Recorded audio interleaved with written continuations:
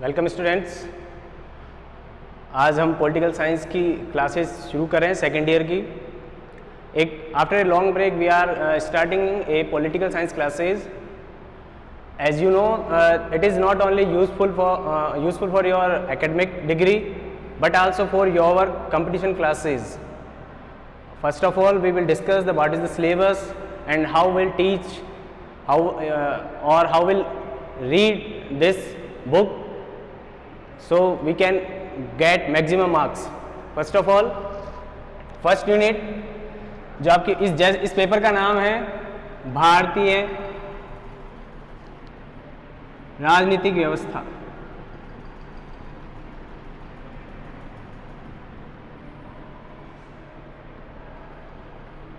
Indian political system.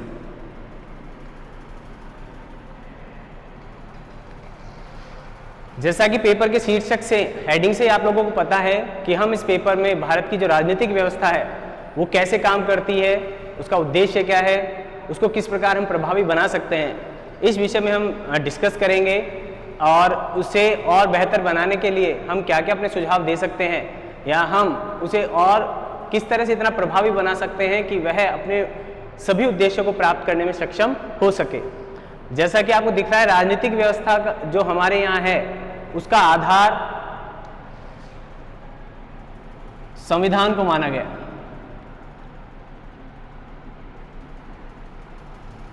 संविधान का आधार प्रस्तावना को मान रखा गया है, या संविधान का जो दर्शन है वह हमें प्रस्तावना में दिखाई देता है। ठीक है, और प्रस्तावना जो है वो डिपेंड करती है, उसकी शुरुआत हमारे यहाँ होती है हम भारत के लोग।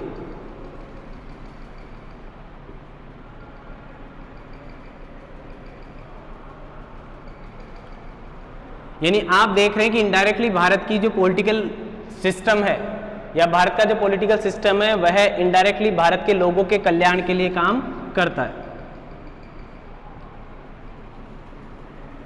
यानी भारत की राजनीतिक व्यवस्था पूर्णतः डायरेक्ट इनडायरेक्ट भारतीय लोगों के या भारतीयों के कल्याण के लिए काम करती है, और यह जितनी ज़्यादा प्रभावी होगी या जितना ज़्यादा हम जनहित के कार्यों के लिए काम करेंगे उतनी ही भारतीय राजनीतिक व्यवस्था और भी बेहतर होती जाएगी। इसलिए इसको ध्यान में रखने के लिए इस पर हम निर्भर करते हैं। अगर ये इन लोगों के कल्याण के लिए काम कर रही है तो राजनीतिक व्यवस्था ज़्यादा स्थायी रहेगी, और अगर ये इनके कल्याण के लिए काम नहीं कर पा रही है, अगर भारतीय नागरिकों के लिए काम नहीं कर पाएगी तो इस व्यवस्था में परिवर्तन कर दिया जाएगा, और ये परिवर्तन को ही क्रांति का नाम दिया जाएगा। ठीक है, तो हम अपने फर्स्ट यूनिट से लेकर जो तीसरी यूनिट तक है उसमें हम इन्हीं बातों का अध्ययन करेंगे कि किस तरह से भारतीय राजनीतिक व्यवस्था है, उसमें क्या क्या चीज़ें शामिल हैं और किन किन चीज़ों को और बेहतर करेंगे। आइए देखते हैं हमारी फर्स्ट यूनिट में क्या चीज़ है, क्या कौन कौन से टॉपिक्स हैं जिनको हम चर्चा करेंगे, जिनकी डिस्कस करेंगे, और उसके बाद हम इसका अध्ययन करेंगे।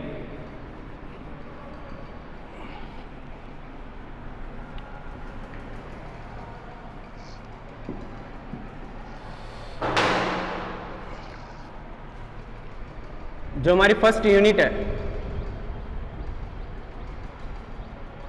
उसका नाम है भारत में राष्ट्रीय आंदोलन।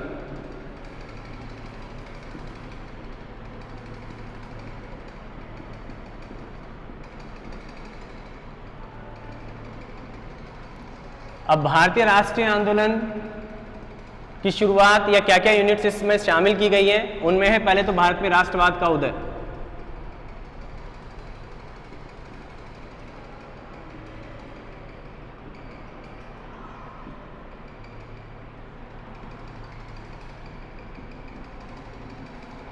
सेकंड है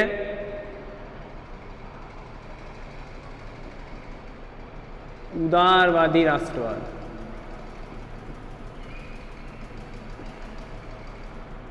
थर्ड उग्रवादी राष्ट्रवाद।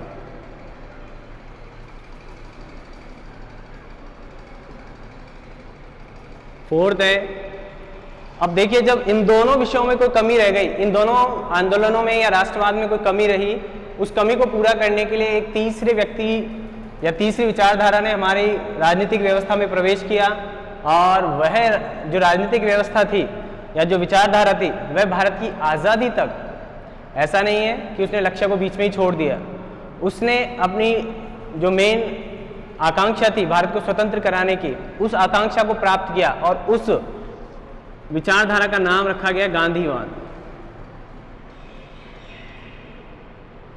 ये तीन, इसके अलावा एक इस पर्टिकुलर एरा में, yes during this national movement एक और था, लेकिन उसका ज़्यादा योगदान आंका नहीं जाता है, क्रांतिकारी राष्ट्रवाद।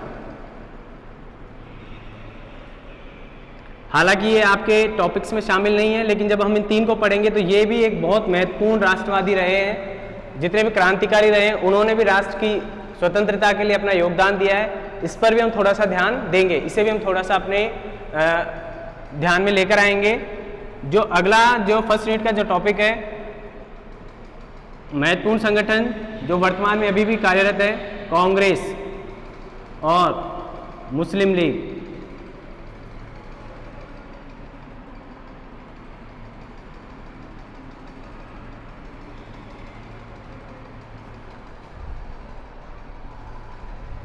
इसके बाद आता है 1919 का भारत शासन अधिनियम।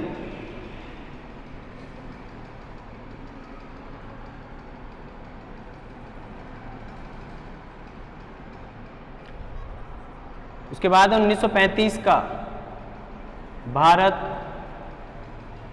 शासन अधिनियम,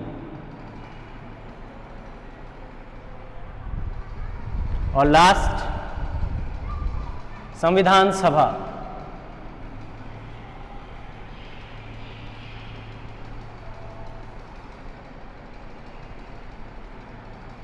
ये हमारे मेन टॉपिक्स हैं फर्स्ट यूनिट के, जो कि हमें ये बताते हैं। अब इसे हम ये कह सकते हैं कि इनका वर्तमान में कोई बड़ा रोल नहीं है, इसको छोड़कर ये आज भी हमारे हैं, लेकिन इनका सबसे बड़ा योगदान यही है कि इन्होंने भारत में एक प्रभावी राष्ट्रवाद को उत्पन्न किया, उसे आगे बढ़ाया, या भारतीयों में राष्ट्रवाद की भावना को एक सूत्र में बांधने का काम, या जो हम कहें कि राष्ट्रवाद के आधार के लिए जो काम हुआ था वह हमारे इस फर्स्ट यूनिट में शामिल किया गया, कि किस तरह से लोगों को एक किया गया, उन्हें किस तरह से राष्ट्रवाद से जोड़ा गया, उन्हें किस तरह से इसके फायदे बताए गए, उन्हें किस तरह से समझाया गया कि हम पर जो शासन हो रहा है उसमें कुछ कमियां हैं या उसमें क्या खूबियां हैं। इन सबको जब डिस्कस किया गया तो लोगों को आवश्यकता हुई कि हम अपने राष्ट्र को, अपने देश को ब्रिटिश सत्ता से आज़ाद करवाएं और हम अपनी एक सरकार वहाँ पर स्थापित करें।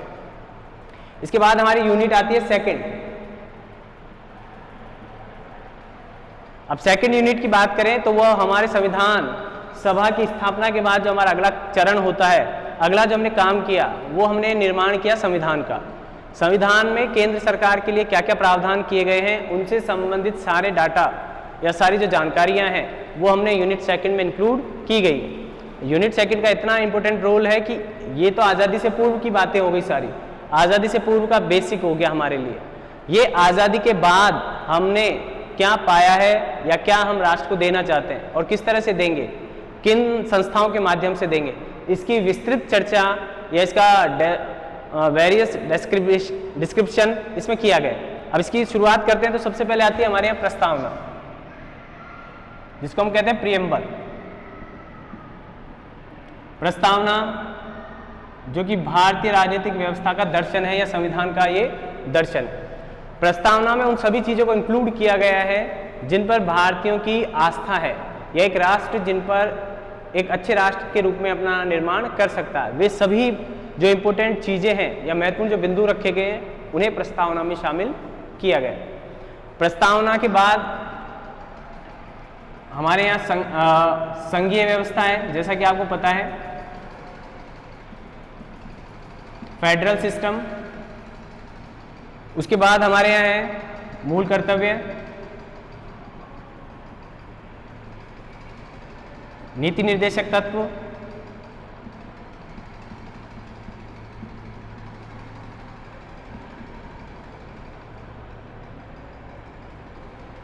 इसके बाद आती है संघीय व्यवस्थापिका,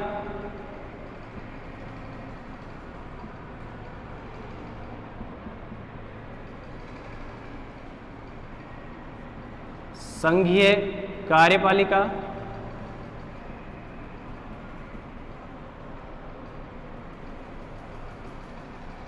इनमें शामिल है राष्ट्रपति,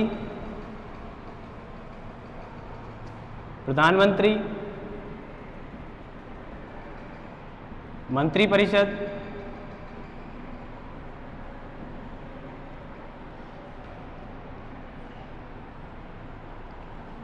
संसद,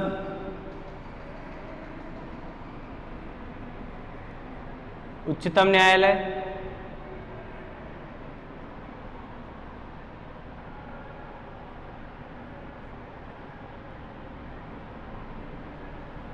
उच्च न्यायालय,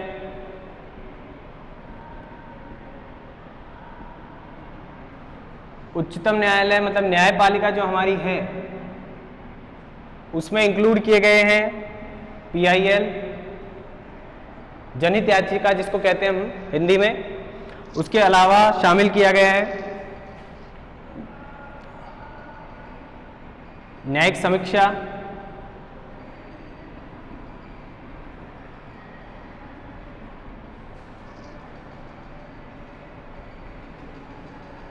न्यायिक सक्रियता,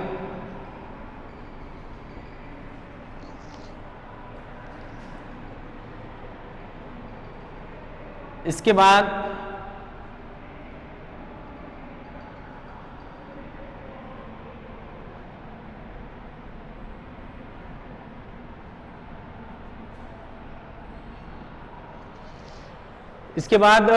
संविधान के जो इंपॉर्टेंट पार्ट्स हैं, जैसा कि आप जिनको सुनते रहते हैं, कुछ संवैधानिक और कुछ गैर संवैधानिक संस्थाएं हैं जो भी राजनीतिक व्यवस्था को सुचारू रूप से चलाने के लिए, जितनी भी हमें राजनीतिक व्यवस्था उसको सुचारू रूप से चलाने के लिए इम्पोर्टेंट है। उनमें से एक UPSC है, संघ लोक सेवा आयोग। अभी कल ही UPSC का रिजल्ट आया IAS का, तो वो जो संस्था है वो भारत के लिए सर्वोच्च जो कर्मचारी हैं उनका चयन करती है ताकि वो राजनीतिक व्यवस्था में अपना योगदान दे सके। तो UPSC एक संवैधानिक संस्था है। उसके अलावा इलेक्शन कमीशन है जिसको हम निर्वाचन आयोग कहते हैं, वह भी बहुत ही महत्वपूर्ण संस्था है भारतीय राजनीतिक व्यवस्था के परिप्रेक्ष्य में अगर देखा जाए तो। तीसरा मानवाधिकार आयोग है जो कि गैर संवैधानिक संस्था है, उसका भी हम इसमें अध्ययन करेंगे। तीन हमारे जो गैर संवैधानिक या संवैधानिक संगठन है उनमें से फर्स्ट UPSC, संघ लोक सेवा आयोग,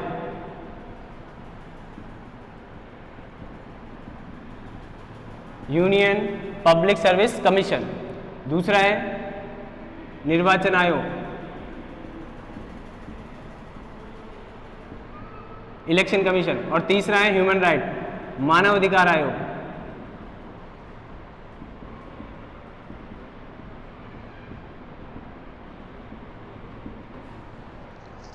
ये हमारी सेकंड यूनिट के सारे पार्ट्स हैं जो हमारे लिए बहुत इंपॉर्टेंट है। आप खुद देख सकते हैं कि ऐसा कोई भी एग्जाम नहीं है या ऐसा कोई भी कंपटीशन एग्जाम नहीं है जिनमें इस पेपर के बिना कोई पेपर पूर्ण हो जाता हो, पूरा हो जाता हो। जितने भी कंपटीशन एग्जाम हैं वो इन सबको इंक्लूड करते हुए आएंगे, इसलिए आप इस पेपर को ध्यान से सुने, समझें और फिर अपनी तैयारी करें। आप अपने नोट्स बनाएं, हम जो नोट्स दे रहे हैं उनको और इम्प्रूव करें। हालांकि ऐसी कोई आवश्यकता पड़ेगी नहीं, लेकिन फिर भी अगर उसमें कोई कमी रहती है आप उसे पूरा करें।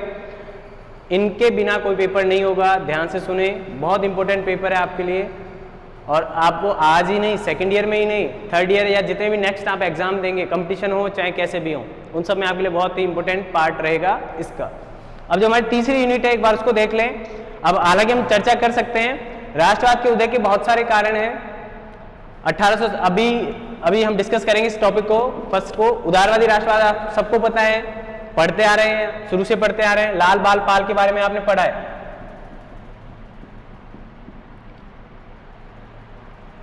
लाल बाल पाल के बारे में आपने पढ़ा है। ये उदारवादी तो आपको सबको पता है। शुरू के जितने भी 4 अध्यक्ष हैं, जब मैं आपको पढ़ाऊंगा तो मैं आपको कांग्रेस के जितने भी उदारवादी व्यक्ति हैं या जितने भी कांग्रेस के अध्यक्ष रहे हैं, कांग्रेस के जो वार्षिक सम्मेलन रहे हैं, बात करेंगे उदारवादी 1885 से लेकर 1905 तक का जो कार्यकाल कहलाता है वो हमारा उदारवादी राष्ट्रवाद के अंतर्गत आता है। उसके बाद आता है उग्रवादी राष्ट्रवाद, जो कि आपको नाम से ही पता लग रहा है। उग्रवादी और आतंकवादियों में अंतर है, कहीं आप अंग्रेजों ने इन लोगों को और इन लोगों को मिक्स कर दिया था, ये कहलाते थे, लेकिन ये किसी भी तरह से आतंकवादी नहीं है। उग्रवाद और क्रांतिकारी दोनों में बहुत अंतर है, विचारधाराओं के आधार पर इन दोनों में विचारधाराओं के आधार पर बेहद अंतर है, बहुत बड़ा गैप है, लेकिन ये किसी भी तरह से आतंकवादियों की श्रेणी में नहीं आते थे, आज भी नहीं आते। अंग्रेजों ने माना है और किसी ने इनको आतंकवादी की श्रेणी में नहीं रखा। गांधीवाद आपको पता है ही, गांधी जी ने इन दोनों में एक संतुलन बनाते हुए, इन दोनों विचारधाराओं में संतुलन बनाते हुए अपनी विचारधाराओं को रखा, ताकि भारत जो लक्ष्य लेकर चल रहा है या हिंदुस्तान जो आकांक्षाओं को लेकर चल रहा है वे आकांक्षाएं प्राप्त की जा सके, जो कि इन दोनों से पॉसिबल नहीं थी। इसलिए गांधी जी ने अपने विचारों में थोड़ा मॉडिफिकेशन किया, और जो मॉडिफिकेशन करने के बाद जो विचारधारा उन्होंने लागू की उसी को गांधीवाद के नाम से जाना गया। क्रांतिकारी राष्ट्रवाद आप सबको पता है, छोटा सा प्रश्न आता है, कई बार हम लोग कंफ्यूज हो जाते हैं। फिर पूछा गया है कि 4 क्रांतिकारियों के नाम बताइए, 4 क्रांतिकारियों के नाम बताइए। तो ज्यादातर लोग जिनको जो नाम रटे हुए हैं, कुछ लोग लाल बाल पाल का नाम लिख देते हैं, कुछ लोग अन्य व्यक्तियों का लिख देते हैं जो कि उदारवादी थे। क्रांतिकारियों के नाम पूछे गए हैं कई बार सीधे सीधे, या किसी क्रांतिकारी संगठन का नाम पूछा गया है। इसके बाद आते हैं कांग्रेस और मुस्लिम लीग की स्थापना। आपको पता है कांग्रेस की स्थापना 1885 में हुई और इसकी 1906 में। तो इनकी स्थापना जब कांग्रेस थी तो मुस्लिम लीग की जरूरत क्या पड़ी। यहां पर एक प्रश्न ये आता है, आया हुआ है कई बार आपके एग्जाम्स में, कि कांग्रेस और मुस्लिम लीग से पहले स्थापित किन्हीं 4 राष्ट्रीय संस्थाओं का या राजनीतिक संस्थाओं का नाम बताइए। एक प्रश्न यहां से इस तरह का आ जाता है। तो हम जब पेपर आगे डिस्कस करते चलेंगे तो हमें पता होना चाहिए कि किस टॉपिक से किस तरह का क्वेश्चन आ सकता है। बड़े प्रश्न कहाँ से आ सकते हैं, जानकारी पूरी रखनी है, लेकिन पेपर में नंबर लाना अपने आप में एक आर्ट होती है। आप उसको किस तरह से अपने आप को प्रिपेयर करते हैं, उसके लिए सब कुछ पढ़िए, सब कुछ याद रखिए, प्रिपेयर कीजिए, लेकिन कभी बड़ा प्रश्न नहीं आएगा इसमें से, ठीक है। बड़ा प्रश्न यहाँ से आता है तो हमको उस तरह की मेंटलिटी के साथ काम करना पड़ेगा। तो कांग्रेस की स्थापना से पहले की पूछी गई है, या कांग्रेस की स्थापना के कारण बताइए, या कांग्रेस जैसा गांधी जी ने कहा था कि आज़ादी के बाद कांग्रेस को समाप्त हो जाना चाहिए या उसको नष्ट कर दिया जाना चाहिए, ऐसी धारणा थी उनकी। तो क्या कारण है कि कांग्रेस आज भी काम कर रही है, क्या कारण है कि कांग्रेस की स्थापना, कांग्रेस और राष्ट्रवाद में क्या संबंध है, क्या कांग्रेस ही राष्ट्रवाद का परिचायक है या जो कांग्रेस कर रही थी वही राष्ट्रवाद था। तो इन सब की चर्चा करेंगे जब हम इस टॉपिक को आगे पढ़ेंगे। इसके बाद आपको पढ़ते आ रहे हैं 11th-12th में भी आपने पढ़ा होगा, उससे पहले 9th-10th में भी आता है 1919 का भारत शासन अधिनियम, जिसे मार्ले मिंटो अधिनियम भी कहते हैं। उसके बाद इसकी कुछ कमियां थी, उन कमियों को दूर करने के लिए 1935 मांटेस्क्यू चेम्सफोर्ड अधिनियम कहा जाता है 1919 वाले को। 1935 जो कि भारत के संविधान में अगर किसी अधिनियम का सर्वाधिक प्रभाव है तो वह अधिनियम है 1935 का भारत शासन अधिनियम। इनकी विशेषताएं पूछी जाती हैं एग्जाम में, किसी भी एक की आ जाती है, क्या कमियां रही हैं और क्या क्या ऐसे प्रावधान है जो वर्तमान संविधान में इन अधिनियमों से लिए गए हैं। इस तरह के कुछ छोटे प्रश्न और बड़े प्रश्न इस यूनिट से पूछे जाते हैं। इसके बाद आती है संविधान सभा, बहुत इंपॉर्टेंट पार्ट है। संविधान सभा से भी बहुत क्वेश्चन पूछे जाते हैं, कितनी महिलाएं थी और कितनी समितियां थी, सबसे बड़ी समिति कौन सी थी, ऐसा कौन सा व्यक्ति है बेहद प्रसिद्ध जो संविधान सभा में शामिल नहीं था। जनरली महात्मा गांधी के लिए पूछा जाता है। कौन सा संगठन था या कौन से राजनीतिक दल थे जिन्होंने इसमें पार्टिसिपेट करने से मना कर दिया था, या कौन से दल थे जिन्होंने प्रारंभ में मना किया था, बाद में वो शामिल हुए। इस तरह के कुछ प्रश्न पूछे जाते हैं, संख्या से पूछे जा सकते हैं। क्या संविधान सभा वास्तव में संपूर्ण भारत का प्रतिनिधित्व कर रही थी, या ये लोकतांत्रिक संस्था थी, या भिन्न भिन्न भांति भांति के प्रश्न पूछे जाते हैं इससे। तो यहाँ जो फर्स्ट यूनिट है बहुत इंपॉर्टेंट है, ये हमारे लिए बेस का काम करेगी, जैसा कि मैंने आपको पहले बताया है। चलिए आगे देखते हैं। हमारी जो थर्ड यूनिट है,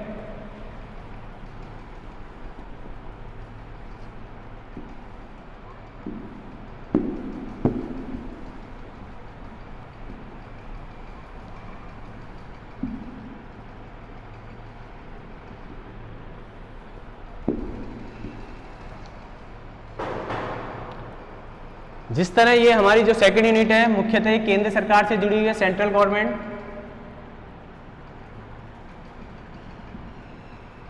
उसी तरह ये हमारी जो थर्ड यूनिट है इसका मुख्य पार्ट जुड़ा हुआ है स्टेट गवर्नमेंट से।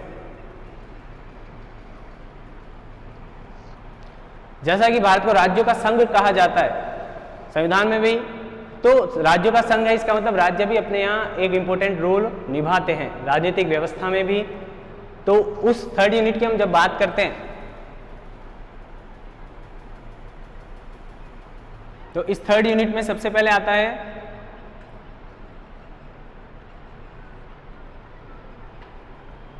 राज्य कार्यपालिका। अब राज्य कार्यपालिका में वही आ जाते हैं राज्यपाल, मुख्यमंत्री और मंत्रिपरिषद। जैसा कि आप जानते हैं राज्यपाल कार्यपालिका में भी शामिल रहता है, व्यवस्थापिका में भी शामिल रहता है। इसके अलावा विधानसभा, विधान परिषद,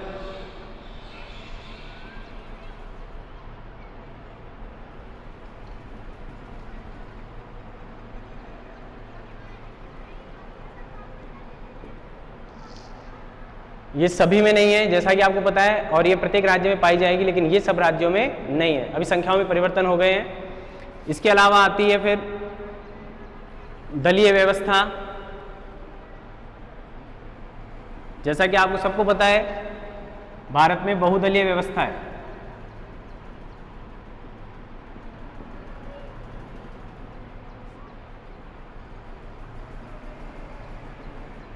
पंथ निरपेक्षता की प्रकृति,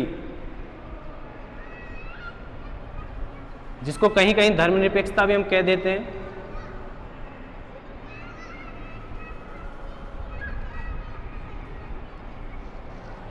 इसके बाद और एक इंपॉर्टेंट टॉपिक है जो कि राज्य इस यूनिट में दिया गया है, लेकिन वो सभी के लिए आवश्यक है, राष्ट्र के लिए भी है। राष्ट्र या राज्य के समक्ष चुनौतियां।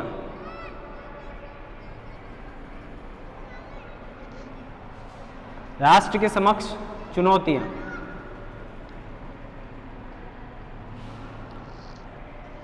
अगर आपको थोड़ा सा भी आप राजनीति का अध्ययन करते हैं या राजनीति की आपको जानकारी है तो आपको आवश्यकता नहीं है बताने की कि हमारे राष्ट्र के समक्ष कौन सी ऐसी चुनौतियां हैं या कौन सी ऐसी बड़ी चुनौतियां हैं जिनको हम सबसे पहले रखना चाहेंगे। तो उनमें सबसे पहले नाम आता है एक तो क्षेत्रवाद, जातिवाद, उसके बाद आता है सांप्रदायिकता,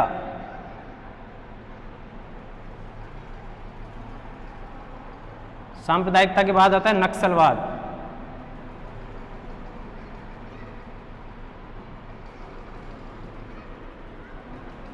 क्षेत्रवाद, जातिवाद, सांप्रदायिकता, नक्सलवाद, ये मुख्य हमारे राष्ट्र के लिए समस्याएं। और भी हैं समस्याएं, भाषावाद हुआ, बेरोजगारी भी है, भाषावाद भी है, लेकिन वो इतना इंपॉर्टेंट रोल अभी है नहीं। सबसे बड़ी बात है ये जो कि क्योंकि ये देश के विभाजन के लिए जिम्मेदार हो जाती है। इनको हम ज़्यादा जोर क्यों देते हैं? क्योंकि देश की अखंडता पर खतरा होते हैं, ये अखंडता को नुकसान पहुंचा सकते हैं। क्योंकि हमको पता है, हम इंडियंस हैं, हम भारतीय, हमको पता है कि भारत का विभाजन धर्म के आधार पर हुआ था। भारत पाकिस्तान में जब डिवाइडेशन हुआ, पाकिस्तान के रूप में भारत का विखंडन हुआ, तो उसका आधार सांप्रदायिकता थी, धर्म के आधार पर भारत का डिवाइडेशन हुआ था। इस डिवाइडेशन को रोकने के लिए हमें सांप्रदायिकता से लड़ना होगा, इस चुनौती को स्वीकार करके उसे समाप्त करना होगा। नहीं तो आने वाले टाइम में हो सकता है, कह नहीं रहे, अगर सांप्रदायिकता पर नियंत्रण नहीं किया गया या इन समस्याओं पर नियंत्रण नहीं किया गया तो भारत के और विखंडन हो सकते हैं, हमें रोकना होगा अभी से ही। इसके बाद आता है फिर 73वां 74वां संविधान संशोधन।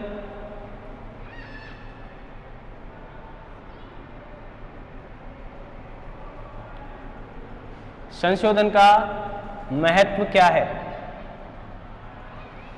आपको पता है किससे जुड़े हुए हैं?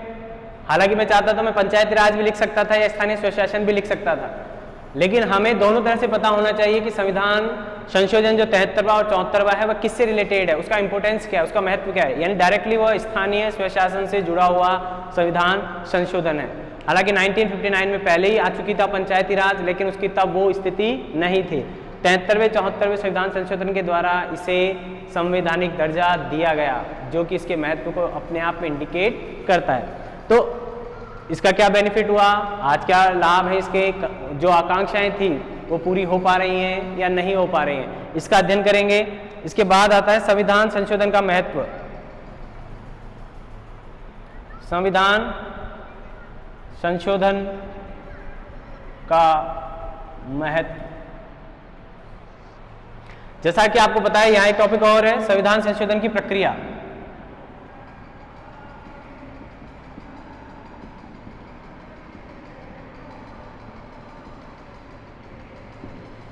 इस संविधान संशोधन की प्रक्रिया आपको पता है, आप पढ़कर आए, पहले भी नहीं पता तो 3 तरह से की जा सकती है, इसको हम आगे देखेंगे। संविधान, आपको पता है कि संविधान एक जीवंत दस्तावेज कहा जाता है, भारतीय संविधान को एक जीवंत दस्तावेज कहा जाता है। अगर आपसे कोई कहेगा कि जीवंत कैसे हो गया, वो तो निर्जीव है। संविधान तो एक बुक है या एक डॉक्यूमेंट है, लेकिन ये जो संविधान संशोधन जो है वह हमारे संविधान को समय के अनुसार हम उसको इम्प्रूव कर पाते हैं, उसमें चेंजेस कर देते हैं, तो वो हमारे साथ साथ चलता है, वो इतना ऑड नहीं हो जाता है कि हम उसको बदल दें पूरी तरह से, ऐसा नहीं होता है।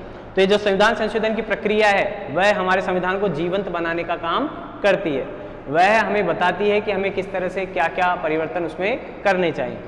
तो इस तरह की अब हम देखें तो ऐसी कोई भी चीज़ अनावश्यक रखी नहीं गई है आपके इस सिलेबस में जो कि आपको लगता हो कि ये नहीं पढ़ेंगे तो भी चल जाएगा। ये वह सारी चीज़ें हैं जो आपके लिए जानना जरूरी है एज ए पॉलिटिकल स्टूडेंट होने के साथ साथ, एज ए कंपटीटर स्टूडेंट होने के साथ साथ आपको ये सारी चीज़ें आपके ध्यान में होनी चाहिए। अब हम इसके बाद हमारा जो फर्स्ट टॉपिक था भारत में राष्ट्रवाद का उदय, उसको भी देखेंगे, उसका अध्ययन करेंगे, किस तरह से भारत में राष्ट्रवाद का उदय हुआ, क्या कमियां रही, क्या खूबियां रही, कैसे वो प्रभावी हुआ, जिससे कि अंततोगत्वा हमने हमारी स्वतंत्रता को प्राप्त किया।